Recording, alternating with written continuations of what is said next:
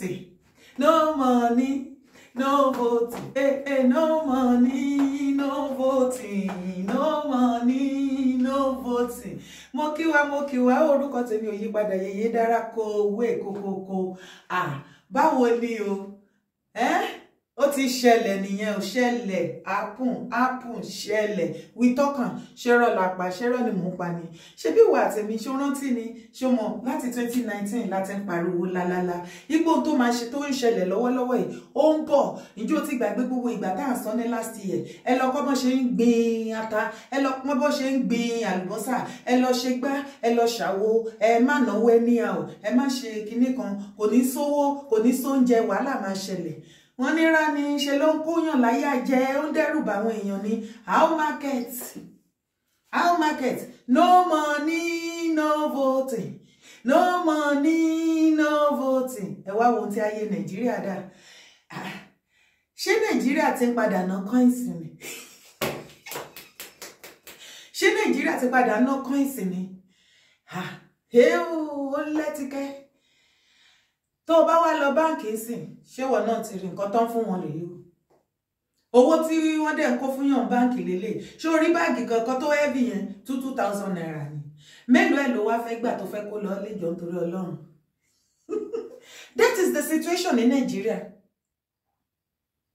bẹ́ẹ̀ ni àwa pariwo wípé nǹkan tí Nàìjíríà tó ń gbó wọn wípé iná ń jó Nàìjíríà lábẹ́ wọ́n ń bo mọ́lẹ̀ wọ́n fi aṣọ bo eérú ẹ̀ mọ́lẹ̀ pé kó má jáde kí náà yẹn kó má explode wọ́n wá ń bo mọ́lẹ̀ ìgbà tó pẹ́ tó bá ti ń bo èéfín mọ́lẹ̀ tágbẹ̀rẹ̀ òkú tó bá tó stage kan ìbì òun nìkan tẹ́ ẹ̀ rí sí gbogbo wàhálà tẹ́ ẹ̀ rí sí kò ṣe pé ìjọkan yìí yẹn 2023 ló ṣẹ̀ṣẹ̀ ṣẹlẹ̀ jẹ́ sọ fún ẹ ó jẹ́ má náwó ẹni àsìkò tó má ṣọ ẹbí kọ́ leléyìí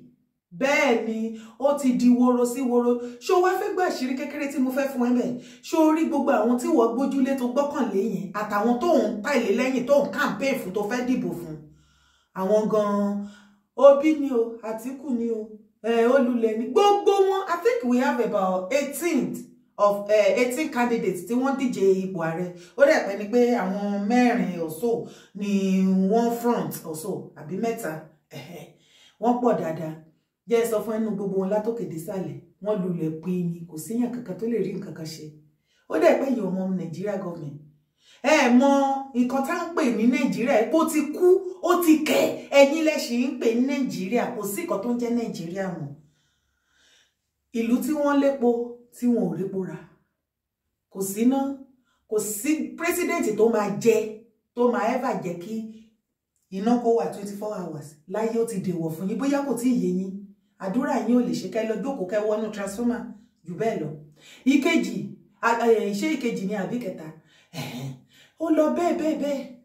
ẹ̀yin Yorùbá how market ẹ̀yin ti Lagos ẹ̀yin ti Lasgidi gbogbo yín tó yẹ ká bọ́ síta ká fọ́ká gbòòrò báyìí sì kẹ́ máa pariwo lálálálálá ẹ dákẹ́ bí olúndù kàkà bẹ́ẹ̀ 5 million máṣe 1 million máṣe lẹ́ ṣe kiri ẹ̀yin tí yà ń jẹ